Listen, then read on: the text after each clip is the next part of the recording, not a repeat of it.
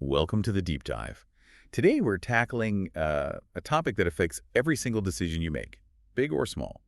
How to be more rational. Yeah, it's fundamental, really.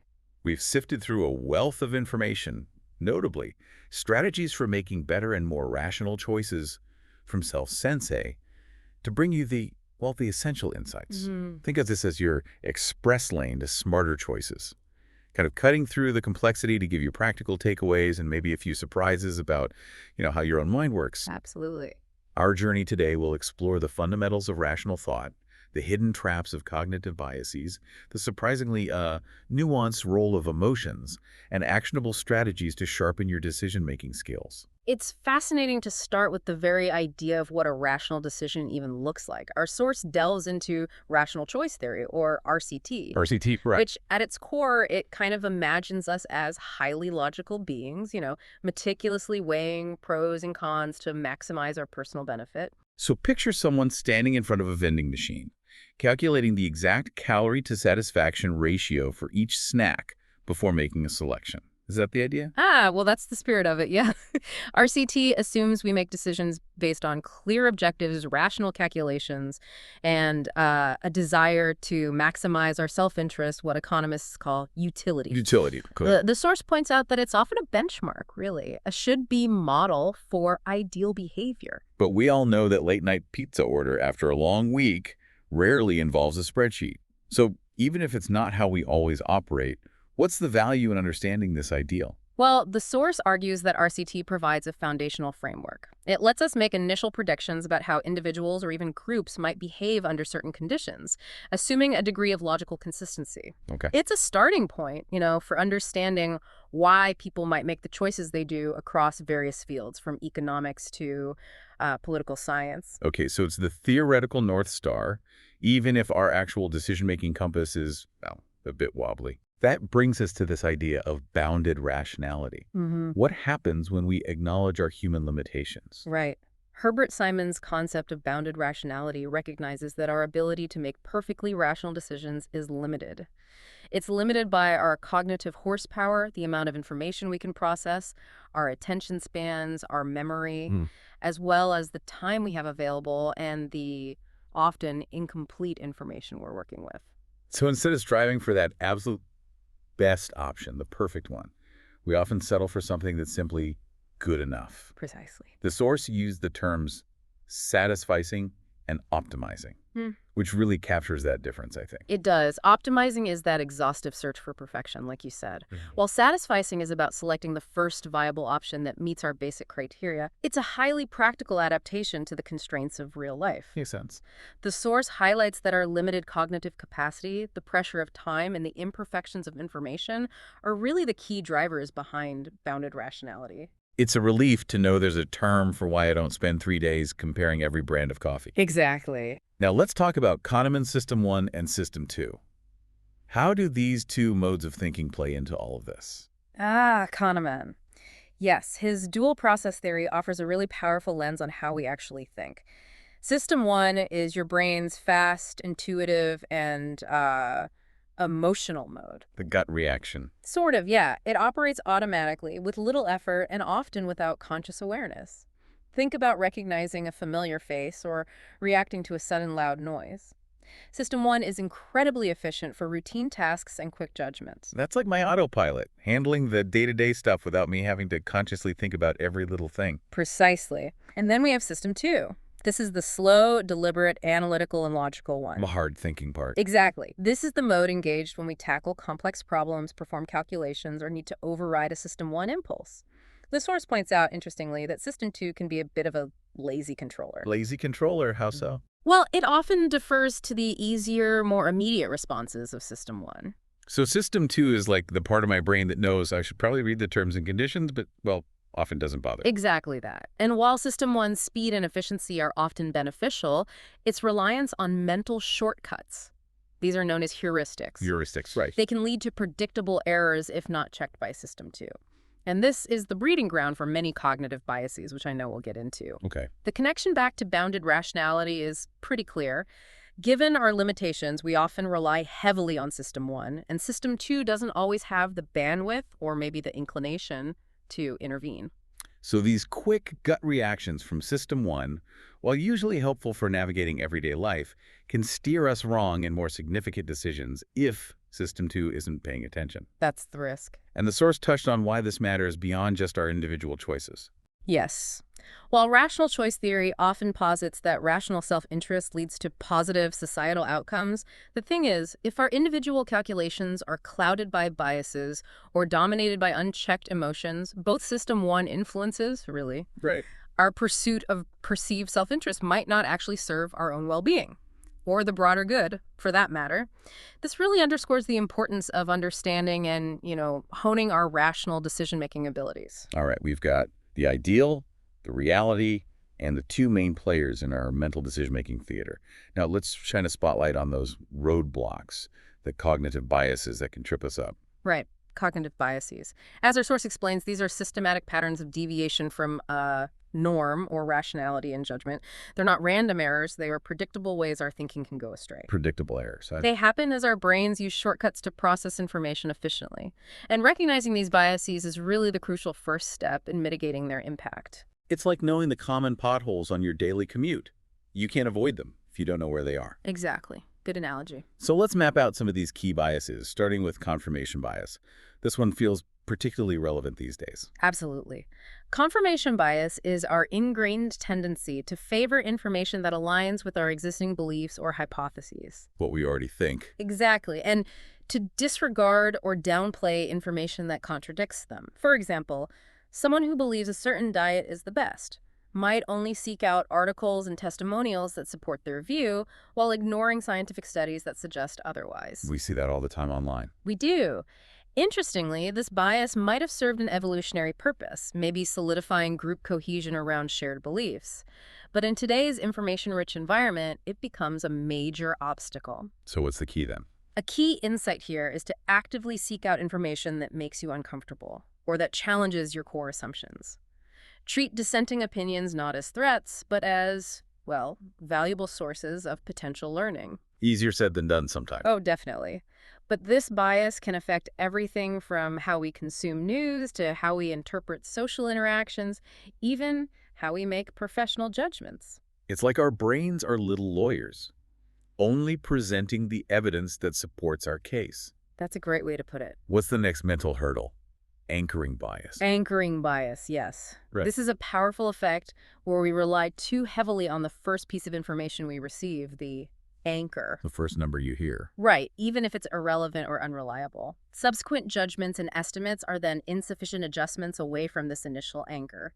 Think about negotiating the price of something the first offer made often sets the range for the rest of the discussion. Oh yeah, definitely seen that happen. Or in finance, an initial news report about a company's potential might anchor an investor's expectations, even if later, more reliable data emerges. The more uncertain we are about the true value of something, the more influential that initial anchor tends to be. I can definitely see how that initial number can stick in your head, even if you know it might not be accurate.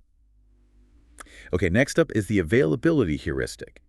That sounds like it's about what's easily accessible in our minds. Precisely. The availability heuristic is a mental shortcut we use to estimate the likelihood or frequency of an event based on how easily examples come to mind. Like what pops into your head first. Exactly.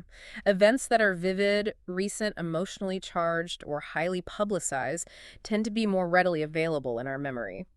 For instance, after a major news story about a specific crime, people might overestimate the prevalence of that type of crime, even if statistical data shows it's relatively rare. So if you see a plane crash on the news, you suddenly think flying is much riskier. That's a classic example. What's fascinating here is that our perception of risk can be heavily influenced by the recency and vividness of information, rather than the actual probabilities. So those dramatic news headlines can really skew our sense of reality.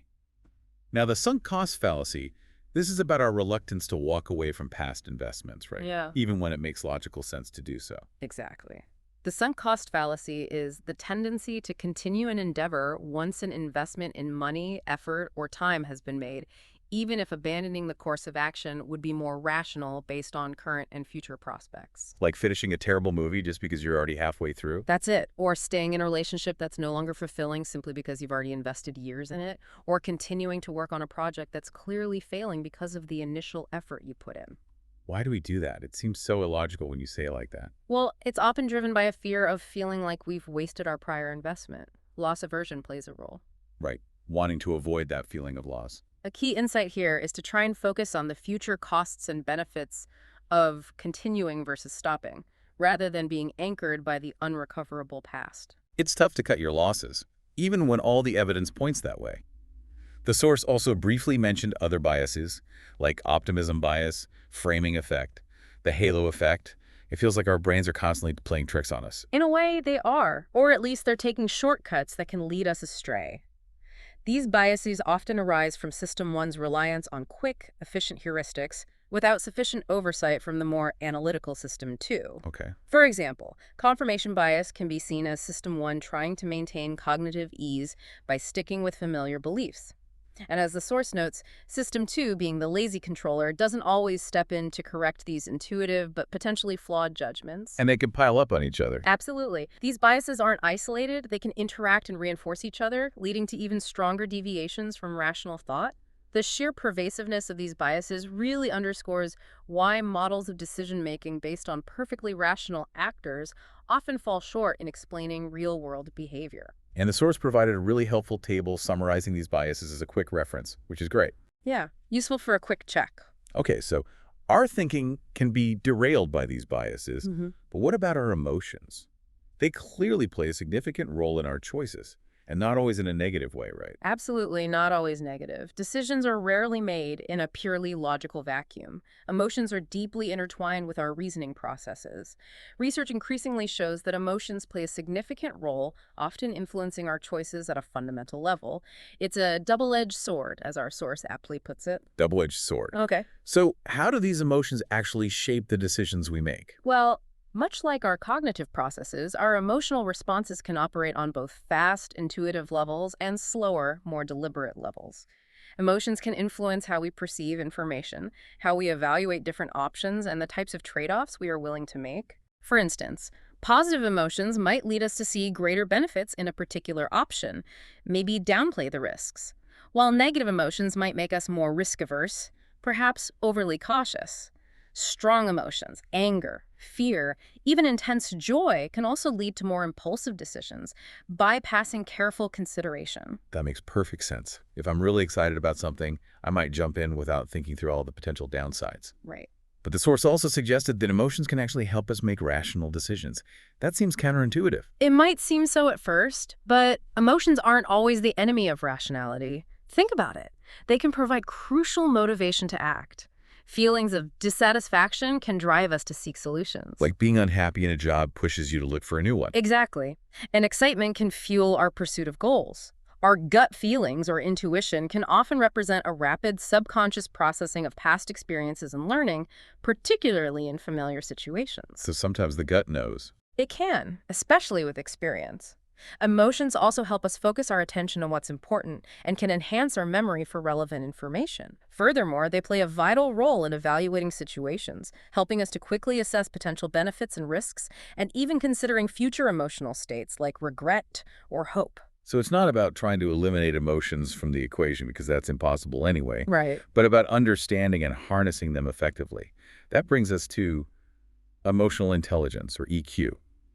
How does being more emotionally aware contribute to making wiser choices? Precisely. Emotional intelligence, as defined in our source, encompasses the ability to recognize, understand, manage our own emotions, and also to understand and influence the emotions of others. Developing EQ is crucial for navigating that complex interplay between our thoughts and feelings in decision-making. What are the key parts of EQ?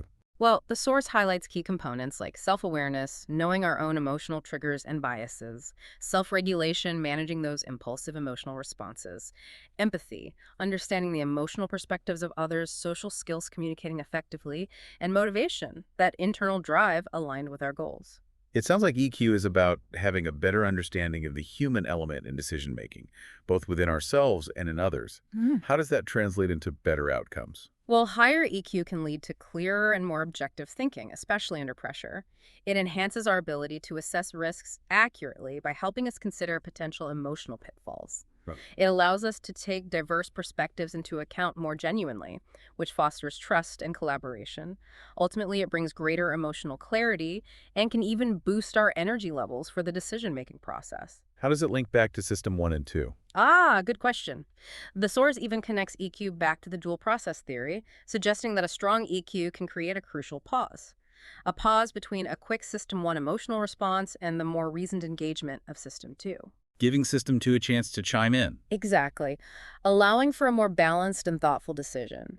And on a broader scale, cultivating EQ within organizations and society can lead to more ethical and effective collective choices. So being attuned to our emotions isn't just about being, a nice person. It's a key skill for making smarter choices. Absolutely, it's a strategic advantage. Okay, we've explored the theory and the psychological influences.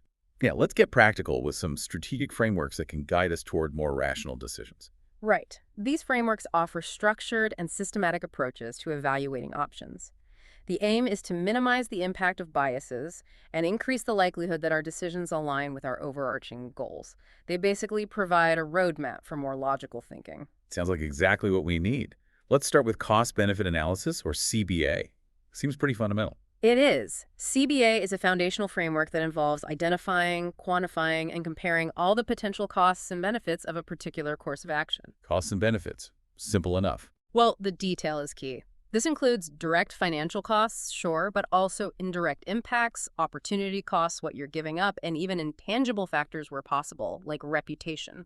Okay, so trying to quantify the unquantifiable sometimes. Exactly. And similarly, benefits can be monetary, intangible, like improved morale, immediate or long-term.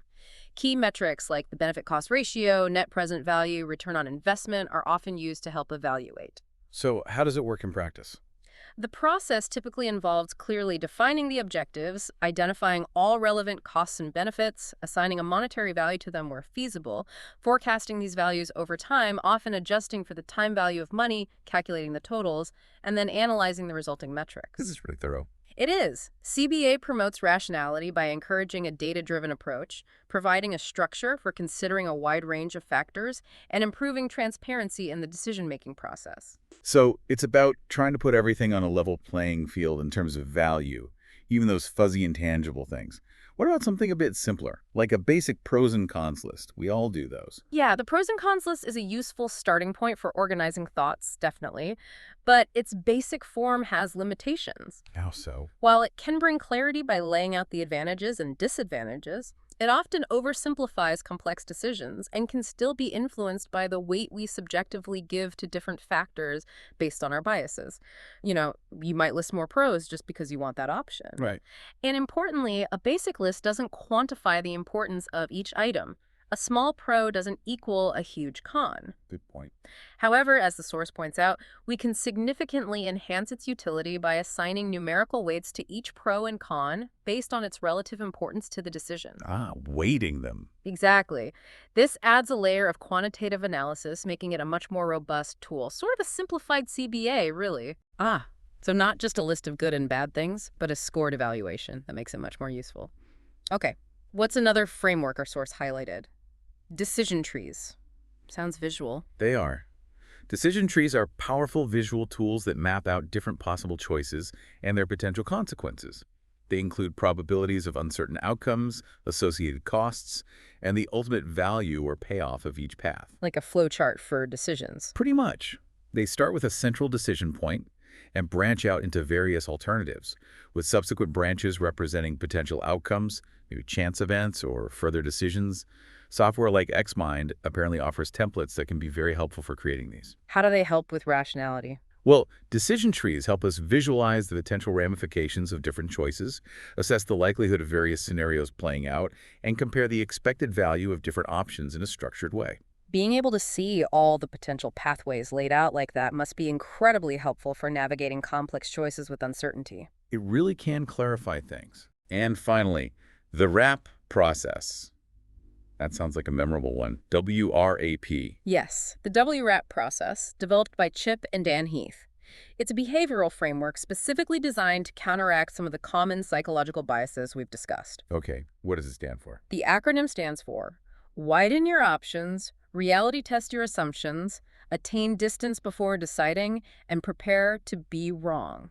Okay, break that down. Widen your options. That encourages us to look beyond our initial choices, fight that narrow framing bias, consider opportunity costs, look for other alternatives. Reality test your assumptions. That's about actively challenging our beliefs, tackling confirmation bias, ask disconfirming questions, consider the opposite view, run small experiments. Attain distance before deciding. This helps us step back and gain emotional clarity, fight short-term emotion.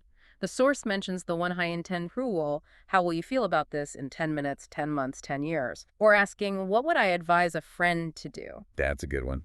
And prepare to be wrong. That prompts us to counter overconfidence. Think about what could go wrong a pre-mortem. Consider probabilities, set up tripwires or contingency plans. That sounds like a really comprehensive approach to mitigating bias at various stages of the decision-making process. It is, yeah. It's very practical. It's interesting how some frameworks are very quantitative, like CBA, while RAP is more about guiding our thinking and addressing psychological factors. Exactly. And the best framework will often depend on the nature of the decision itself. A major financial investment might lend itself well to a detailed CBA, while a more strategic or personal decision involving significant uncertainty might benefit from the broader, more behaviorally focused RAP process. So use the right tool for the job. Pretty much. The key takeaway, as highlighted by our source, is that simply engaging with any structured framework can significantly improve the quality of our decisions. It prompts more deliberate thought and engages our system to processing more effectively. Just the act of using a structure helps. Right. It slows you down in a good way. And the source included a table comparing these frameworks, which is a fantastic quick reference. Yeah, very handy. Okay, we've covered the theoretical underpinnings, the psychological pitfalls, the role of emotions, and some powerful frameworks. Now, how do we actually cultivate these rational decision-making habits in our daily lives? Make it stick. Yeah, that's the million-dollar question, isn't it? Transitioning from theory to practice requires developing specific skills and consciously integrating them into our routines. Our source emphasizes foundational skills like critical thinking, the ability to effectively gather and evaluate information, and the habit of seeking out diverse perspectives. Let's start with critical thinking. What does that practically entail, beyond just, thinking hard? Right. Critical thinking, as our source defines it, is the intellectually disciplined process of actively and skillfully conceptualizing, applying, analyzing, synthesizing, and evaluating information to reach an answer or conclusion. Okay, that's a mouthful. What does it look like day to day? It involves being objective, questioning assumptions, both others and your own, evaluating the logic of arguments, and considering different viewpoints. Key habits include clearly defining the problem you're trying to solve, actively questioning the information you encounter rather than passively accepting it. Don't just take things at face value. Exactly. Practice intellectual flexibility by considering alternative explanations. Engage in metacognition, that is, thinking about your own thinking processes. And commit to continuous learning. So it's about being an active and reflective thinker, constantly evaluating the information around us and our own reasoning. Spot on. What about the art of gathering and evaluating information? That seems crucial in today's information landscape, or maybe misinformation landscape. Indeed. Sound decisions are built on a foundation of accurate, relevant, and comprehensive information. This process involves clearly defining the problem to focus your search, collecting both qualitative and quantitative data from a variety of credible sources. Credible being the key word there. Absolutely. Rigorously evaluating those sources for reliability, potential bias, and relevance. The source even mentions the radar framework as a helpful tool. Relevance, authority, date, accuracy, and also considering the purpose and objectivity. Radar, okay. Then analyzing and interpreting the data effectively and ensuring you have access to the information in a timely manner. It's also about learning to balance objective data with the insights of, expert intuition where appropriate. And why is it so vital to actively seek out and embrace multiple perspectives when making decisions? We touched on this with confirmation bias. Because it acts as a powerful antidote to confirmation bias and helps us break free from echo chambers. By deliberately seeking out different viewpoints, even those that challenge our own, we can gain a more comprehensive understanding of the issue and arrive at more well-rounded and innovative solutions. How do you do that practically? Well, you could actively solicit feedback from those who hold opposing views, consult with impartial outsiders, or really try to consider the potential impact of your decisions on all stakeholders involved. Learn from other successes and failures too. Okay, those foundational skills make sense. Now, what are some specific techniques we can use to directly address the biases we talked about earlier and better manage our emotional responses? Like concrete actions. Right, getting tactical. For overcoming cognitive biases in general, our source suggests cultivating awareness, just knowing these biases exist is a start. Practicing mindfulness to observe your thought patterns without immediate judgment. Taking time for reflection on past decisions, what went right, what went wrong, why. Hmm. Fostering a sense of curiosity and a questioning attitude. Actively seeking out disconfirming evidence, like we said, for confirmation bias. And maintaining intellectual humility, basically, recognizing that you might be wrong.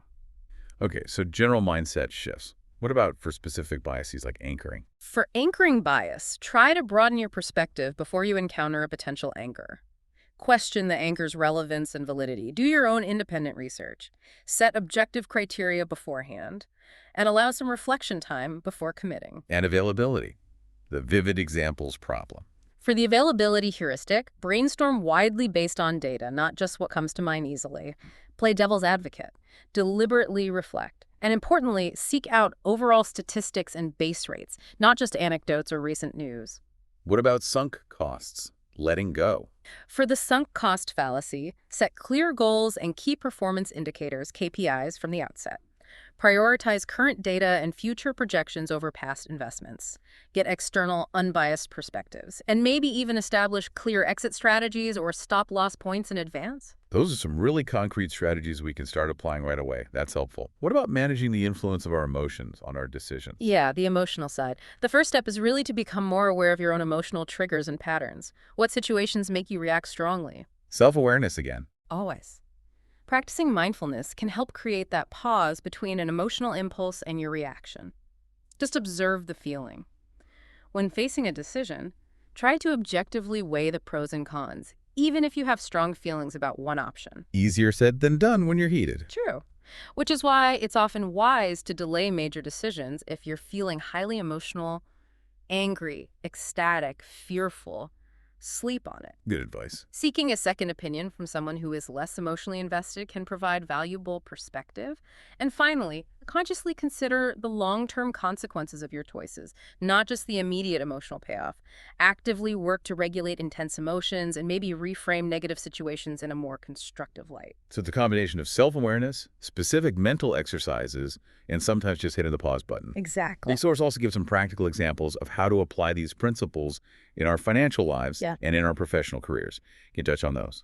Sure. In the realm of financial decisions, this involves aligning our choices with our long-term financial well-being rather than succumbing to immediate gratification. Strategies include setting clear financial goals, creating a detailed budget, automating savings. Making it easy to do the right thing. Right. Avoiding impulse purchases by implementing waiting periods or using shopping lists. Being mindful of spending habits, having a holistic financial plan. Being wary of loss aversion or excessive optimism. Using data, maybe even algorithms, and considering unbiased advisors. And in our jobs, Yep. professional decisions. There, it's critical for individual and organizational success.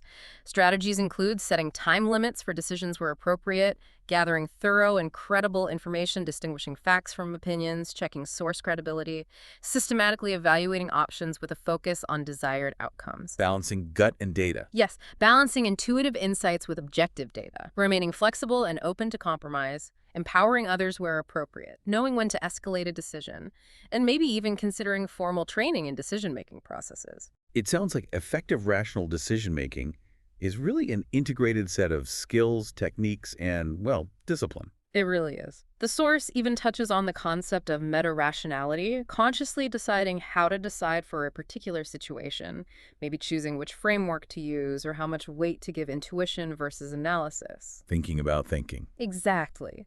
And the final checklist of actionable strategies in the source provides a fantastic summary, a quick reference guide for everything we've discussed.